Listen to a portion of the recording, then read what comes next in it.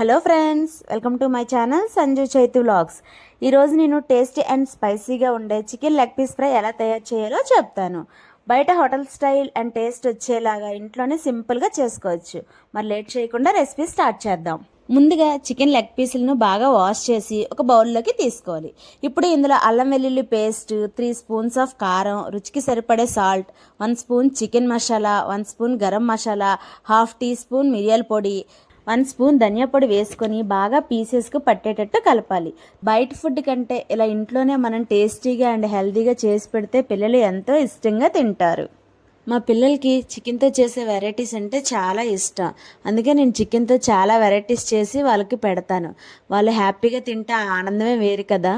మీకు కూడా చికెన్తో ఏమైనా రెసిపీస్ కావాలంటే కామెంట్ చేయండి, అవి చేసి నేను చెప్తాను. తర్వాత చిటికెడు ఫుడ్ కలర్ వేసి కలపాలి. ఇప్పుడు ఇందులో 1 ఎగ్ పగలగొట్టి వేసి ఇంకా క్రిస్పీగా రావటం కోసం కార్న్ఫ్లోర్ కూడా వేసి బాగా మిక్స్ చేయాలి. మనం ఈ చికెన్ని బాగా మిక్స్ చేస్తే మసాలాలన్నీ చికెన్కి బాగా పట్టి బయట క్రిస్పీగా లోపల జ్యూసీగా చికెన్ లెగ్ పీసులు చాలా టేస్ట్గా ఉంటాయి. ఇప్పుడు ఈ చికెన్ని మినిమం 30 మినిట్స్ అయినా మ్యారినేట్ చేసుకోవాలి.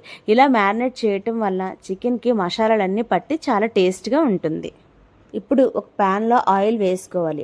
ఆయిల్ వేడయ్యాక మ్యారినేట్ చేసిన లెగ్ పీసులు వేసి మీడియం ఫ్లేమ్పై నెమ్మదిగా ఫ్రై చేయాలి.